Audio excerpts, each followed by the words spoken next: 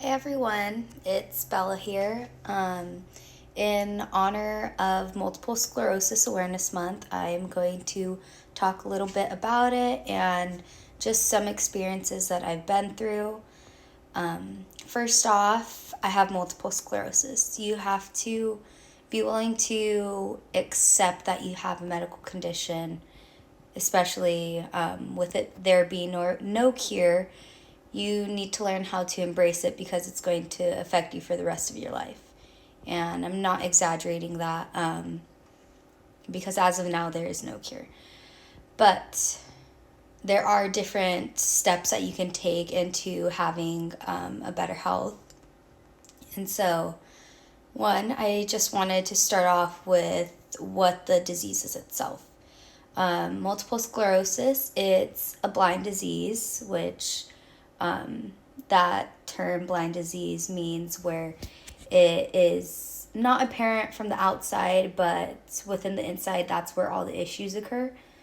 And along with that, MS, multiple sclerosis, it also affects your neurological system. And especially like with like your nervous system, throughout the past, I was hospitalized twice. About 5 years ago, I first started experiencing tingling and numbness within my arm, and it affected eventually my entire arm, and I became paralyzed in just that arm. And typically, doctors tend to treat it with steroid because it helps with the inflammation going down. And usually, in like with MS patients, any relapse, like usually it's different. Some people experience the same ones, but it does like affect your nerves from there on because the myelin sheath around your nerves gets attacked. And then that's what ends up causing some relapses. And then that's how the nerves become damaged. I don't even know if I explained that right, but I'm like, to my knowledge, that's what I've understood like throughout the years. And then about 6 months later, I went blind in my right eye. I had optic neuritis, and they did the same treatment. And through that whole time period, multiple specialists, continuing on, multiple specialists would take blood work, MRIs, even genetic testing because we couldn't figure out how I got this. And we still don't know to this day how, because we've ruled out genetic testing. It doesn't run in my family at all. And so I guess there's just hope that someday like there will be a cure. There have been some theories that it may be environmental factors, but there's not like hardcore proof or evidence of that, so I don't want to say any wrong information. But after the second hospital visit, I ended up getting diagnosed with multiple sclerosis. And as soon as they figured that out, they wanted to get me on certain treatments. I did try a medication called Tecfidera, but it wasn't completely suitable for me, just because eventually, just like the symptoms, it was really hard to deal with and cope with, having heat flashes, and just like my stomach being very extremely sensitive. And so then we would look at different options, my medical team and I, and my mother, as well as my dad. But my mom has definitely been along every step of this journey with me. And so now I end up taking infusions. I used to get rituximab infusions every 6 months, but now I get those infusions every 8 months. And what that infusion does, it helps create, I guess it helps like suppress my B cells. And because B cells are cells that so when you have B cells like with multiple sclerosis, it increases the chances of having a relapse. And so what the infusion does, it makes me have 0 B cells, which is good for me, but an average, like healthy, completely healthy person, it's good to have those B cells because it helps also like fight back common diseases, which also too, with multiple sclerosis, I have an immunosuppressed system. I believe that's a term. And so I can get sick. I've learned, at least with my body, I've noticed that when I do end up getting sick, it's not just a couple weeks, it's months for my body to completely recover because of my immunosuppressed system. And so, in addition to my experiences have been with multiple sclerosis, some daily symptoms that I have, it's different with everyone. I have vitamin D deficiency. I now take vitamin B12. I take magnesium oxide. I also take some vitamin supplements for migraines because I used to have them really bad, especially when I was first diagnosed with multiple sclerosis, or around that period, which those have helped luckily. And I also take medication for my fatigue. My fatigue is probably one of the worst symptoms that I have out of everything. And that's basically I don't have enough energy to get through the day that an average healthy person would.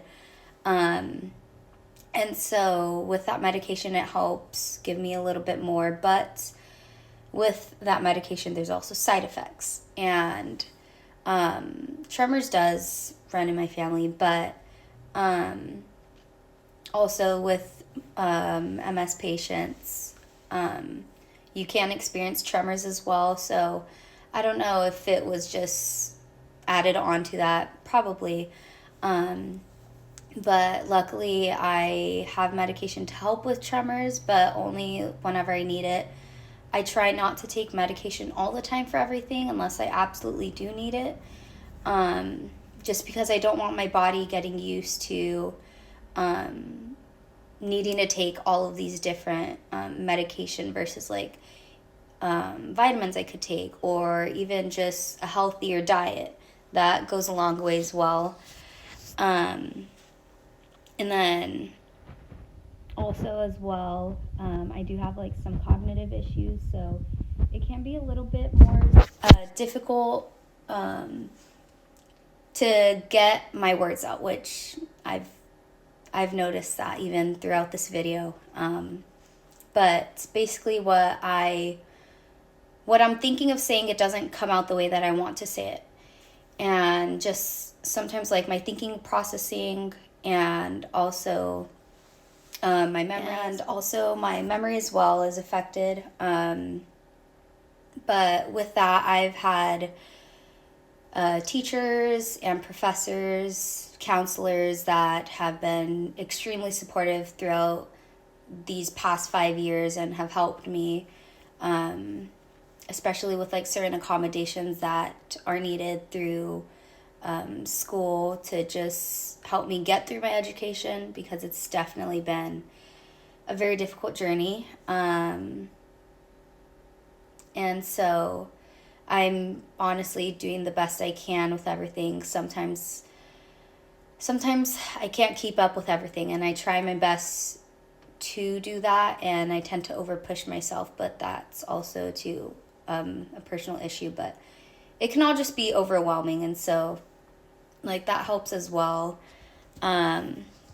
And then just like also a general fact as well, my specialists, from the beginning, they've told me that I need to, that stress can also trigger certain symptoms and relapses. And so I need to try my best to be in as much of a less stressful environment as I can. And I'm not saying that, oh, even if I get a little bit stressed, like I'm going to end up in the hospital.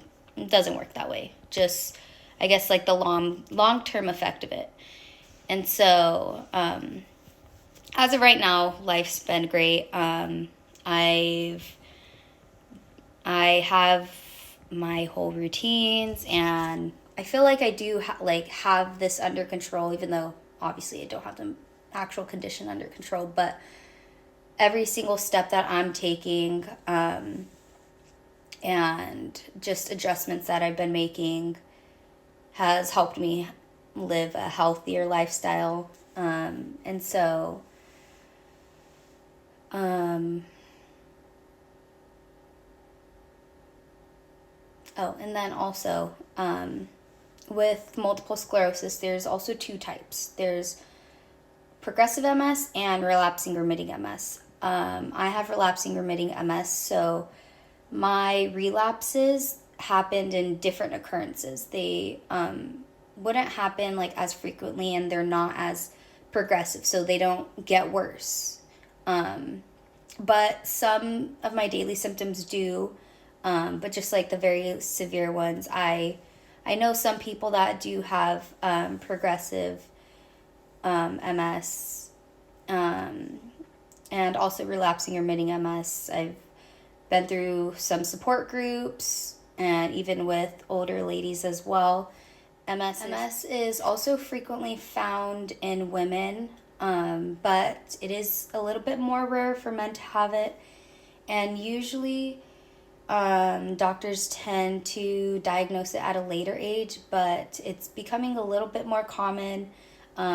People are becoming a little bit more aware of it. I've even seen commercials of medication on TV, which I was really surprised as soon as I started seeing those. And it was also provided a sense of relief too, knowing that even like through these different commercials, that it's not as rare as people may think it is. And even like being in college at Fresno State, I've met some people that have it, or some people that are aware of it because of friends or family. And of course, it's very unfortunate to even have a medical condition in the first place, but everyone that does, it's also a part of a community.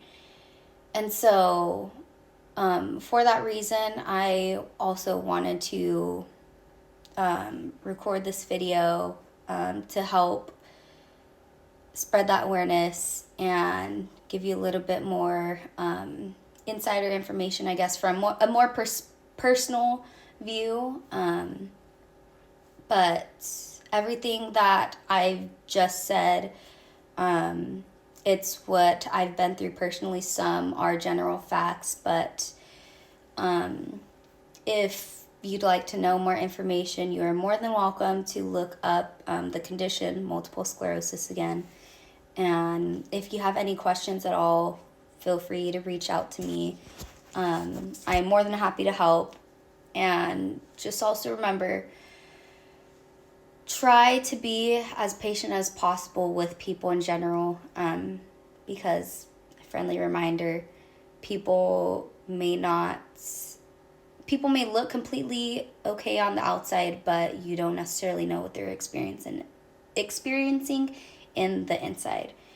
And just if any one of you are going through anything, any certain experiences, or even have a medical condition as well, I just wanted to remind you guys to stay strong, because we just need to truly value the life that we have, because it only comes around once. And so I guess try to be as grateful as you can, keep your head up, stay positive, and stay positive because positivity in general, it goes a long way. But thank you, and yeah. I also forgot one of the most important things, but any medical condition, especially with multiple sclerosis, for me, it doesn't affect just the individual. It affects your entire family, friends. So it's just good to have that very supportive system. And I forgot what I was going to say, but I just really wanted to give a big thank you to my family because without them, I don't know how I would have gone through all of this. And so I love each and every one of you, all my friends and family, counselors, teachers, professors. If you guys ever hear this, thank you.